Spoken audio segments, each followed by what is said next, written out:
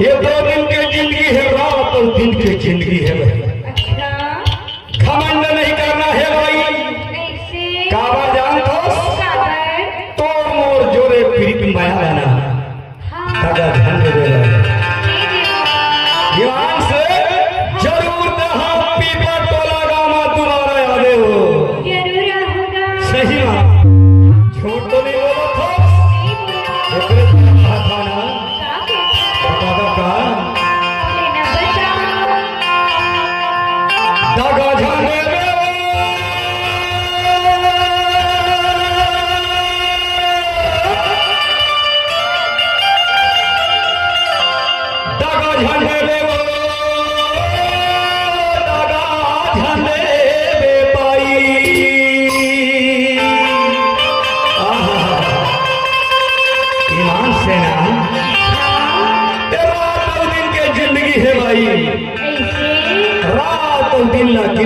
सारी जिंदगी ला पहा देते भाई। एक कहा था ना घमंड नहीं करना है भाई। एक कहा था दादा झंडे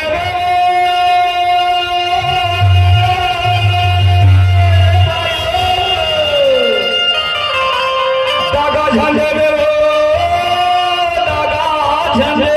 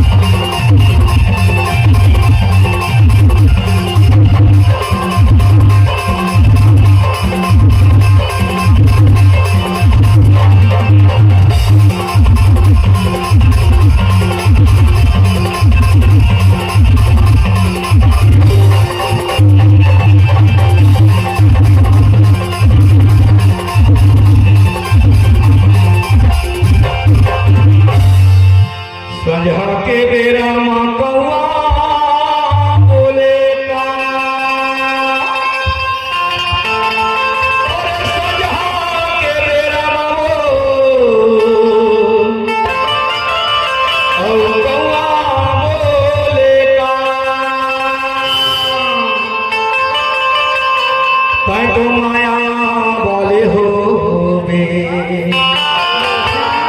हे आ जावे मोरुला सांगवारी ये भाई दादा जीते भाई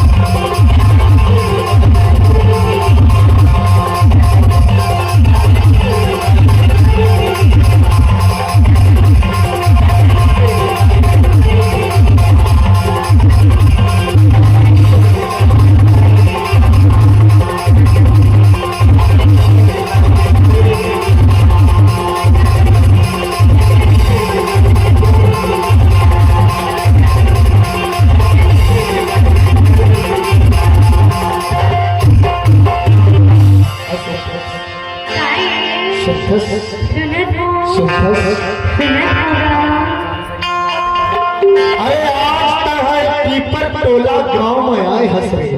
अच्छा